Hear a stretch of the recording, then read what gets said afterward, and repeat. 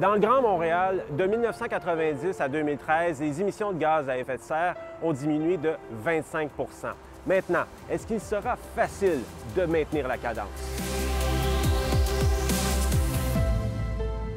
Pour répondre à la question, il faut d'abord observer là où les gains se sont réalisés. Depuis 1990, on a progressivement abandonné le mazout dans les maisons et les commerces. Et lorsqu'on remplace le mazout par l'hydroélectricité, par exemple, on réduit de 90 % les émissions de gaz à effet de serre d'un bâtiment. Ensuite, s'il y a moins de gaz à effet de serre à Montréal, c'est aussi parce que les grandes pétrolières ont fermé une après l'autre les grandes raffineries dans l'est de l'île. Ça, c'est une bien mince consolation pour tous ceux qui ont perdu leur emploi. Finalement, on gère mieux nos déchets qu'à l'époque. Les méthodes de captation des biogaz sont meilleures qu'avant. La preuve, l'ancien dépotoir de Lacarrière-Miron. Non seulement l'ancienne poubelle de Montréal est devenue un immense parc, mais les biogaz qui s'en échappent servent à chauffer le bâtiment de la TOHU qui est juste à côté.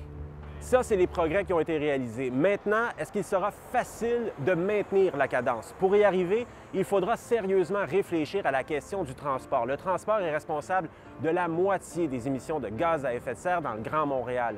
Depuis 1990, les émissions de gaz à effet de serre pour le transport routier ont augmenté de 16 % Et depuis, le parc automobile ne cesse de grossir. Il y a plus d'autos, plus de VUS et plus de camionnettes. Bref, il faudra donc modifier nos habitudes en matière de mobilité.